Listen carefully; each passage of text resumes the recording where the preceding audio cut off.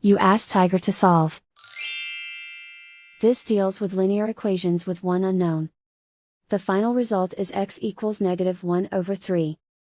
Let's solve it step by step. Group all x terms on the left side of the equation. Add 7x to both sides. Group like terms.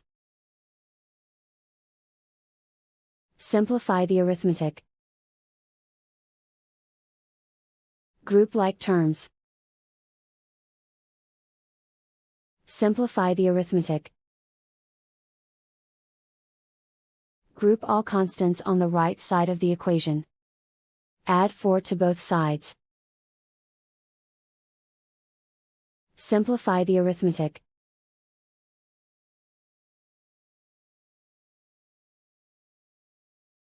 Isolate the x. Divide both sides by 12. Simplify the fraction. Find the greatest common factor of the numerator and denominator. Factor out and cancel the greatest common factor. And so the final result is x equals -1/3.